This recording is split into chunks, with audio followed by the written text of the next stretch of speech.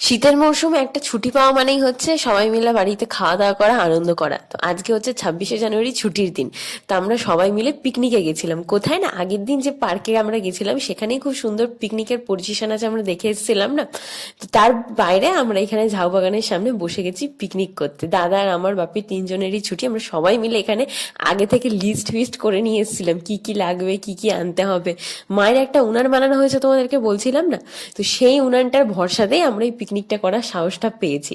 ওই উনানটা খুবই সুন্দর, কাঠের জ্বালন থেকে শুরু করে হাতা, খুন্তি, তারপরে কড়াই, মানে মাংস করতে, ভাত করতে যা যা লাগে সব আমরা আগে থেকে লিস্ট করে নিয়ে এসেছিলাম। আর এখানে আমরা 20 লিটার একটা জলও রেখেছিলাম। যেহেতু আমাদের পিকনিক, তো সেই কারণে আমরা ঠিক করেছিলাম একটু তোমার দেশি মুরগির ঝোল খাবো। তো সেই কারণে আমরা মাংস দোকান খুঁজতে খুঁজতে আসছিলাম, তো ফাইনালি পাইনি। যেটা আর কি হয় স্কিন দেওয়া, সেটাই নিয়েছিলাম। মাংসটা আমি আর বাপি মিলে এখানে ধুয়ে নিয়ে চলে এসেছি, আর দাদা এখানে ভাতটা বসিয়েছে আর কি। ভাতটা কাঠের জালে হতে না একটু টাইম লাগে, মানে প্রথমে কাঠটা ধরতে একটু টাইম লাগে। আমি তাই দাদাকে বলছিলাম যে আরো বেশি করে জাল দে, নাহলে কিন্তু এটা হতে অনেক টাইম লাগবে। ধরে যাওয়ার পর বেশিক্ষণ টাইম লাগে না, কিন্তু প্রথমে জালটা দিতেই অনেকটা টাইম লেগে যায়। জল এখনো গরমই হয়নি, তাও প্রায় 10-15 মিনিট ধরে বসে আছে হাঁড়িটা। তোমাদেরকে তো এখনো বলাই হয়নি আমাদের পিকনিকের আজকে মেনু কি। মেনু হচ্ছে একদম সিম্পল, মাংসের ঝোল, ভাত।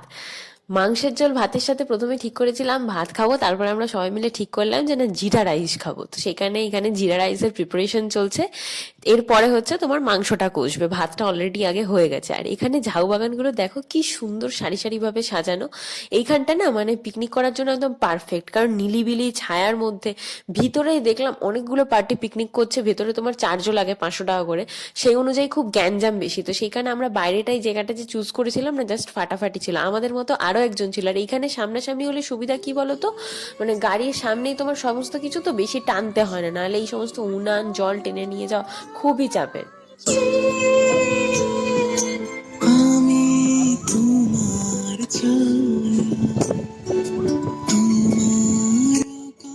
আমার যে ব্লুটুথ স্পিকারটা আছে না, সেই ব্লুটুথ স্পিকারটা নিয়ে গেছিলাম। এত সুন্দর গান বাজছিল ভেতরে, তাই আমি দাদাকে বলছিলাম যে ওরা যা যা জোরে জোরে বক্স চং বাজাচ্ছে, ভেতরে ভালোও লাগতো না আর আমার গান শোনাও যেত না। এখানে আমি গান শুনতে শুনতে মাংস কষাচ্ছিলাম। আর মিষ্টিকে দেখো না, মিষ্টি খুব মজা করেছে।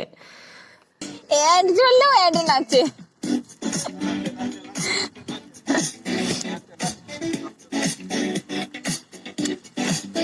পিকনিকের লিস্টে একটা কম্বল লিখে রেখেছিলাম যে নদীর পাড়ে ঠান্ডা হাওয়া টাওয়া দেয়, মিষ্টি যদি ঘুমিয়ে টুমিয়ে পড়ে তাহলে ওর গায়ে দিয়ে দেবো। ও বাবা, ও তো ঘুমানোর নামই নেই।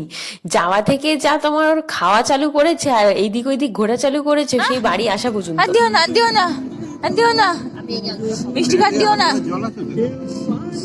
মেয়েকে একটু আমি খাবো তো। দাঁড়া, এইটা কে দিচ্ছে আমাকে? ল্যাবড়া ফ্যাবড়া তোর পাপা খাবে আর তুই খাবি। আমি খাবো না সোনা, আজকে কুমড়ো সিদ্ধ না। আজকে পিকনিকে এসছি, আমি কুমড়ো সিদ্ধ খাবো না। ওই দাদা, আমি এটা পা খাবো।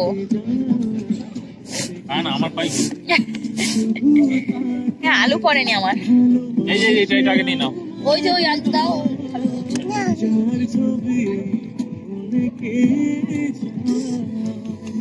একটু পেঁয়াজ আনলে ভালো হতো। এক পিস কষা দাও। রান্না হয়ে যেতেই আমরা হচ্ছে খেতে বসে গেছি, কাগজ টাগজ পেতে পাতা টাতা নিয়ে। এখানে তাই আমি ভাবছিলাম যে নদীর ধারে বসে এরকম খাওয়া কি সুন্দর একটা ফিলিংস, একটা দারুণ অনুভূতি। মানে নেচারের সাথে কানেক্টেড হয়ে একটা সারাদিন কাটানো, এইভাবে দারুণ লাগছিল। রান্না বান্নাগুলো খুব সুন্দর হয়েছিল। আমরা এখানে মিশলে সবাই মিলে খাচ্ছি, খাওয়ার সাথে সাথেই দাদা উঠে বলে কি, গাড়িতে সব তোল। মানে লোকে পিকনিক করতে গেলে কি করে, খাওয়া দাওয়া করে, একটু গান করে, একটু নাচ করে, একটু খেলাধুলা করে। আমাদের ওইসবের কোনো গল্প নেই। আমরা গেছি, আমরা খেতেই গেছি, গেলাম, রান্না করলাম, খাওয়ার পরেই আমরা পার্কে ঢুকে গেছিলাম আর কি ঘোরার জন্য। আর আগের দিন আমরা যেহেতু সন্ধ্যাবেলা এসেছিলাম, এই দিকটা একদমই আসতে পারিনি, মানে অন্ধকার হয়ে গেছিল। তো সেই কারণে আমরা এই দিকটা এই আগে প্রথমে ঘুরেছি, তারপরে পার্কে ঢুকেছি। এই দিকটা না হেঁটে আসার পরে দেখি নদীর সামনে যে নৌকোগুলো দাঁড় করানো আছে পারে, এইখানেও অনেক লোকে পিকনিক করছে। আর ওই যে দূরে ঝাউ বাগানটা দেখছো, ওই জায়গাটাতে আমরা ছিলাম। এখানের পরিবেশটা অসাধারণ। এইখানে আবার যারা পিকনিক করছিল তারা নৌকার ভিতরে করছিল, কারণ এইখানটা এত পরিমাণ হাওয়া। আমাদের ওইখানেই হাওয়াতে তোমার উনুন ধরছিল না ঠিকঠাক, বাপি আর দাদা মিলে গার্ড দিয়েছে পরে। আর এইখানে তো ওরকম ভাবে রান্না করাই যাবে না। আর এখানে রোদও প্রচুর, বেশি রোদে না মাথা ধরে যায়। আমরা ওই জায়গাটা ছায়া ছায়া ছিল বলে ভালো বসে পিকনিক করতে পেরেছি। হাওয়া ছিল এটা ঠিক, কিন্তু রোদের কষ্টটা অতটা হয়নি। ওই হাওয়া খেয়ে আমার আবার ঠান্ডা লেগে গেছে।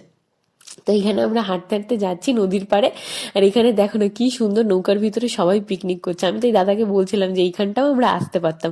অনেকে তো একটা ম্যাটাটো নিয়ে দেখি এই একদম নদীর পাড়েই চলে এসছে, ম্যাটাটো থামিয়ে ওই যে ওই দূরে দেখো ম্যাটাটো থামিয়ে এইখানেই তোমার পতাকা টতাকা তুলে পিকনিক করছে। দারুণ ছিল জায়গাটা। এইটা হচ্ছে তোমার কি বলতো, মানে এই হুগলি, পূর্ব মেদিনীপুর, পশ্চিম মেদিনীপুর, হাওড়া এই সমস্ত নদীটা এই এরিয়াটাকে কানেক্ট করেছে, মানে কিছুটা ডিস্টেন্স এইদিক ওইদিকে। জায়গাটা দারুণ লেগেছে আমাদের প্রত্যেকের। আর এখানে যারা রান্না করছিল তারা এখানে দেখো না বাসন কড়াইও ধুচ্ছে, মানে একদম সামনেই। এখানে আমাদের আনলে অনেকটা টেনে আনতে হতো আর ধোয়া টোয়ারও একটু অসুবিধা হয়ে যেত।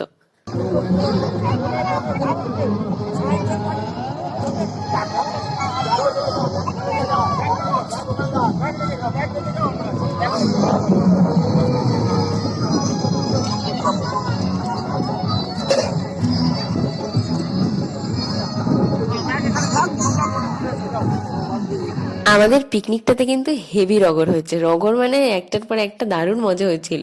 রান্না টান্না হয়ে যাওয়ার পর কাকাদের একটা ব্যাগ দিয়েছিল কাকা আমাদের এই বড় উনুনটা ঢোকানোর জন্য, কারণ আমাদের ওই ব্যাগে হচ্ছিল না। এবার ওটা তো লাইলনের ব্যাগ, মানে কাঠের আগুনের উনান, মানে তো বুঝতে পারছো সে কতটা হিট হয়ে থাকে।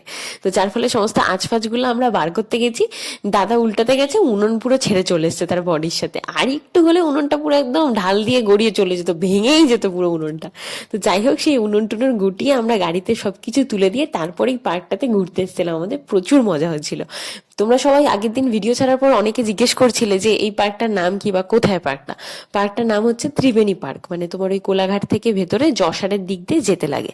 আর এই পার্কটার ওপরেই মানে ওপারটাতেই আছে, এটা পশ্চিম মেদিনীপুর, ওপারটাই হচ্ছে তোমার হাওড়া, তার পাশে একটু এদিক গেলেই হচ্ছে তোমার হুগলি পড়বে। দারুণ মজা হয়েছিল, তোমরাও যেতে